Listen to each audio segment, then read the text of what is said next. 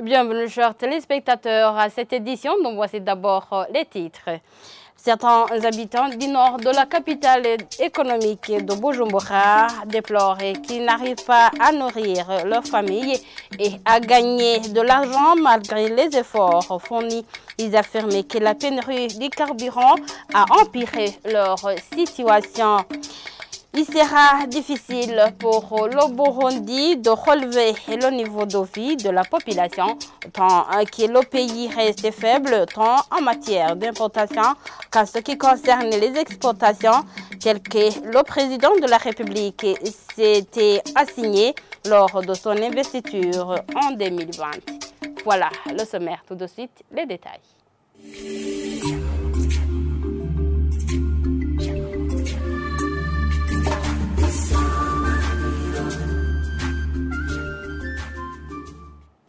Bienvenue encore une fois. Certains habitants du nord de la capitale économique Bujumbura déplorent qu'ils n'arrivent pas à nourrir leur famille et à gagner de l'argent malgré les efforts fournis. Ils affirment que la pénurie du carburant a empiré leur situation au moment où 4 ans viennent de s'écouler alors que le numéro 1 burundais avait donné comme objectif que chaque Burundais devra avoir de quoi manger et de quoi mettre dans la poche. Ceux qui se sont entretenus avec la télévision Sanganiro demandent aux autorités de tout faire pour que leur situation puisse changer. Suivez-le. Moi, je suis coiffeur, mais je ne gagne presque rien. Je peux passer toute une journée sans avoir 10 000 francs burundais. J'estime que je suis en train de vivoter. Moi, je suis mécanicien. Maintenant, je ne travaille pas à cause de la pénurie du carburant. Elle persiste. Même les voitures ont été interdites de se garer sur les stations.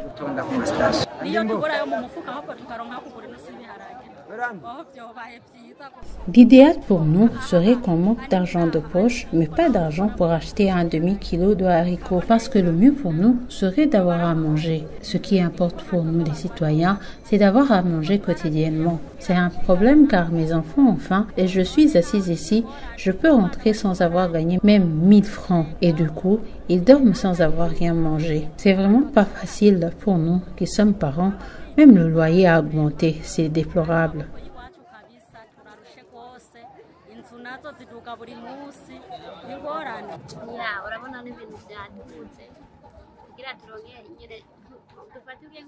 Tout est cher lorsqu'on monte à l'intérieur du pays pour s'approvisionner. C'est un problème pour les amener jusqu'à Bujumbura. Un simple ticket, c'est 30 000 francs burundais. On vient ici pour nous rassurer.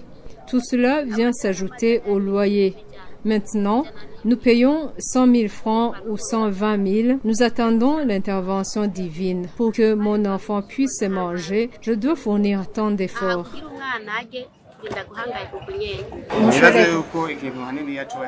Je pense que ce qui nous fait défaut est le manque de capital. On a des idées, mais on manque d'argent. On peut se dire qu'avec un capital, il y a lieu de créer quelque chose et avancer et avoir à manger.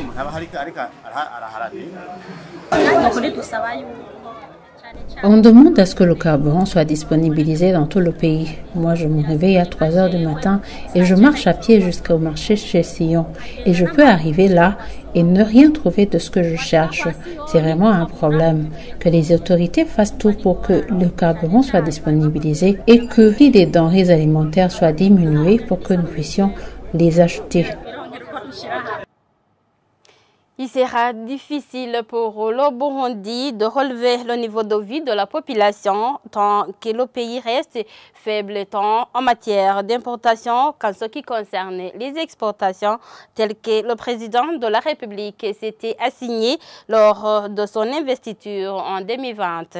Le président de l'Organisation de lutte contre la corruption et les malversations économiques le dit au moment où le 18 courant Évariste Ndayishimiye totalisera 4 ans au pouvoir. Le LICOM trouve que la gestion de la production reste un défi. Gabriel Rufsili se réjouit que depuis 2020, l'appui budgétaire a augmenté, mais déplore que le blocage persiste au niveau du décaissement. Suivez-le.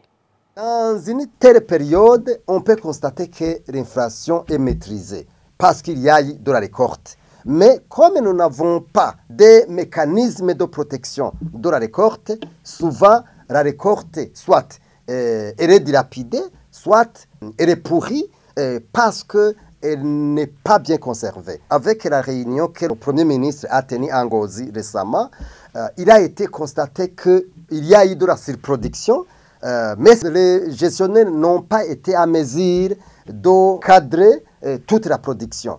D'où ils n'ont pas eu des sacs pour conserver le maïs, ils n'ont pas eu des produits pour protéger la production qui est déjà là. Souvenez-vous, ou des produits pour protéger les caféiers. Ces produits que le gouvernement a achetés vont être périmés au mois de juillet, alors que ces produits devront être utilisés en septembre.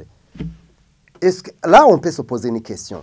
Les autorités en charge de ces produits, est-ce qu'ils seront sanctionnés? En fait, nous voyons qu'il y a vraiment du laisser-faire, du laisser-aller. Tout cela, malheureusement, montre que finalement, la gestion de l'État en général est confiée dans certains cas à des personnes incompétentes. D'un côté, il y a ce problème de la production que le gouvernement n'est pas à mesure de protéger.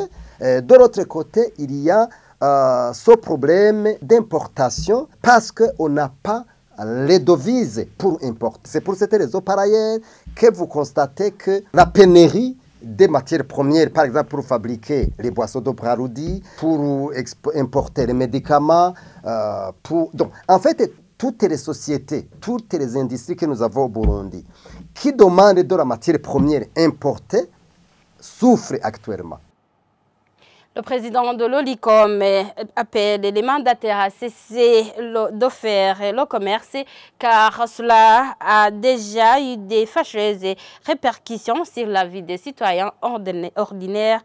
Gabriel Fsili propose notamment que le projet de loi en cours d'élaboration soit celui d'austérité, ainsi abandonner certaines missions à l'étranger et de ne pas exagérer le train de vie des autorités publiques. Suivez encore une fois le président de l'OLICOM. Le gouvernement du Burundi encaisse au niveau des recettes des produits fiscaux autour de 2000 milliards actuellement. Les charges du budget pour les salaires des fonctionnaires et pour les biens et services que le gouvernement a besoin, aussi autour de plus de 2000 milliards aussi. Donc, on ne fait que consommer ce que nous produisons seulement au niveau du budget. C'est-à-dire qu'il n'y a pas de fonds pour investir. Vous le savez, nous sommes dans la session budgétaire. Nous demandons à ce qu'il y ait un budget d'austérité. Qu'on ne voit pas derrière une seule autorité, 20 véhicules, 30 véhicules, au moment où on n'a pas investi. Il faut diminuer les missions à l'étranger. Que vraiment des missions à l'étranger soient des missions qui génèrent réellement des bénéfices. Ça, c'est la première chose. La deuxième chose, il faut que le gouvernement instaure la gouvernance à tous les niveaux. La lutte contre la corruption soit vraiment une réalité. Ça, c'est la deuxième chose. La troisième chose, il faut importer des experts. Au moment de Bagaza, pour ceux qui le savent, moi je n'étais pas encore là, mais j'ai lu. Vous le savez, comme on le dit en Kirundi, on dit que on ne peut pas faire des choses à la fois. Donc, il faut que les mandataires publics à tous les niveaux, au cadre de l'État, quittent définitivement le commerce pour renforcer le secteur privé. Nous pensons que si le secteur privé est renforcé, on pourra vraiment y arriver. La quantité du carburant jugée suffisante mensuellement est de plus de 31 millions de litres et les commandes en cours d'importation voisinent ces statistiques. Précision de l'assistant du ministre et porte-parole du ministère ayant les produits pétroliers dans ses attributions. Dans une interview accordée à la radio-télévision Sanganilo ce jeudi, ingénieur Félix Ngendabanyikwa fait savoir que jusqu'ici, 5 opérateurs économiques dont la SOPEBU a importé les produits pétroliers. Il rassure que le ministère est à l'œuvre pour qu'il n'y ait plus de grogne liée à la persistance de la pénurie du carburant. Suivez-le. On est au courant que dans le secteur carburant, on a suffisamment de difficultés d'approvisionnement en termes de carburant. Mais on est en train de travailler sur ce dossier pour qu'on puisse rassurer tous les Burundais qu'on pourra avoir des quantités suffisantes. Mais actuellement, à l'heure où je vous parle, on n'a pas les quantités dont on a voulu. On n'a pas les quantités voulues pour qu'on puisse satisfaire tous les Burundais en termes de consommation de carburant. C'est pour cette raison que vous voyez qu'il y a des alignements au niveau des stations, des alignements au niveau des routes. C'est-à-dire qu'il y a des vides qu'on est en train d'encaisser en termes d'économie au niveau national. Sur les commandes que nous avons faites il y a quelques jours, on pressent qu'on pourra avoir des quantités qui avoisinent la consommation mensuelle, disant que la consommation mensuelle avoisine autour de 30 millions de litres, 30 millions, 31 millions de litres par mois. Raison pour laquelle, pour les commandes que nous avons faites, ça avoisine autour de ces quantités de consommation mensuelle. Mais on ne pourra pas rester uniquement sur ces quantités commandées parce qu'on doit absolument continuer à approvisionner le pays en termes de carburant. Alors, pour ce qui est des parties prenantes dans le secteur carburant, c'est qu'il y a une nouvelle société qui a été mise en place par le chef de l'État à travers un décret qui a été signé, je crois, cette année même, et qui donne les prérogatives à cette société de pouvoir importer, de pouvoir distribuer, de pouvoir réexporter aussi le carburant. Donc il est à l'œuvre. Parallèlement, il a déjà fait ses commandes, il a déjà fait, je crois, 2, 3, 4 commandes qui sont déjà arrivées au pays, il y en a d'autres qui sont en cours. Mais en attendant, il y a aussi la société qui le faisait avant, qui est la Régie des eaux, qui continue à finaliser certaines opérations qui étaient en cours. Au moment où la SOPEPO a été mise en place, il y avait des opérations en cours, des bons de commande qui étaient réceptionnés de façon continuelle, mais sur lesquels on a autorisé la Régie des eaux qui puisse encore continuer à finaliser les dossiers donc la fourniture, l'approvisionnement par rapport aux commandes qu'il avait réceptionnées. Et voilà, chers téléspectateurs, c'est ainsi que nous mettons un point final à cette édition. Merci de l'avoir suivi. Au revoir.